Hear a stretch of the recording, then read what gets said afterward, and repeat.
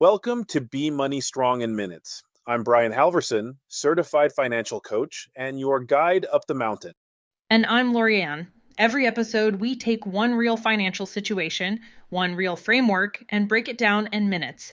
Because the right move at the right stage changes everything.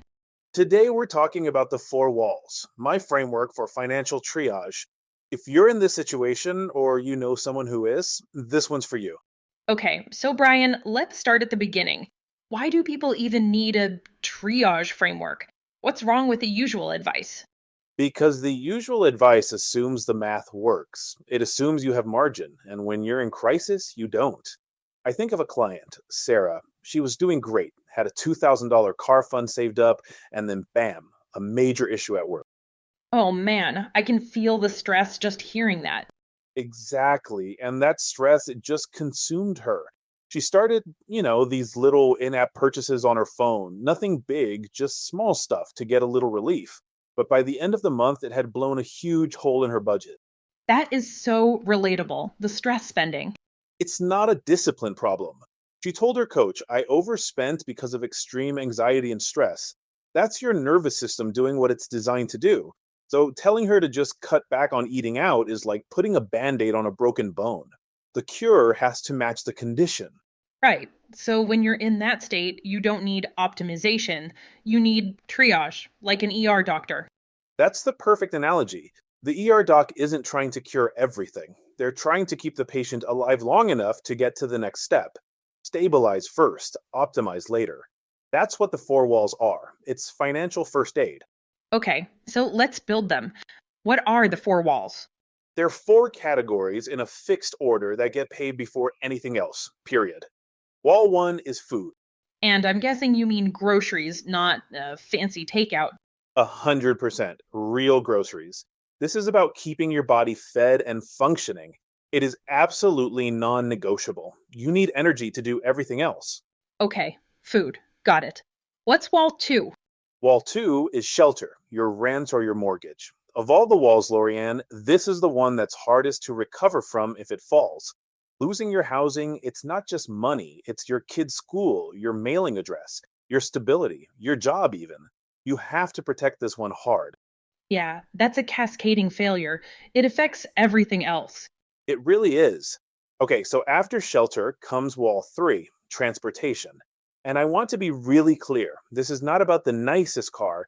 This is about a reliable car, a bus pass, whatever it takes to get you to work reliably. Because if you can't get to work, you can't earn the income that fixes everything else. Makes sense. Food, shelter, transportation. What's the last wall? Wall four is utilities. And again, we're talking about the minimum necessary: power, water, the basic phone line you need to communicate. Not the premium cable package, not the gigabit internet, just what keeps the lights on and keeps you reachable. So that order is fixed. It doesn't matter if the credit card company is calling and screaming. That's the part people miss. A collections call sounds urgent. It feels like the most important thing in the world right then, but it is not more important than your groceries. It's not more important than your roof. The sequence is fixed: food, shelter, transportation, utilities, every single time. Okay. So just as important as what is a wall, what isn't? What's the first stuff to go? Right. So cable, streaming services, gym memberships, those subscription boxes, all of that gets cut, paused, or canceled. Not because it doesn't matter to you, but because it isn't survival. But here's the one that surprises everybody: Embraced. savings pause too, for now. Wait, really? That feels so counterintuitive. We're always told pay yourself first, save no matter what. I know it sounds backwards, but think about it. If your budget is $250 in the red every month, but you're still moving $25 to savings, that money isn't really going to your future. It's just being covered by a credit card or a bill you're delaying somewhere else. It's a shell game. You're just moving the shortfall around. You're not solving it. A shell game. Wow, that's a powerful way to put it. So this isn't forever, right? You're not saying never save again. Not at all. This is about sequencing. Once the four walls are stable, saving comes right back on board. You're not giving up. You're choosing the order that actually lets you win. Let me give you a real example. Joseph, a logging contractor. Okay. Local mills stopped buying wood, and his income just plummeted from 3,200 a month to 1,400, almost overnight. Wow, that's more than half.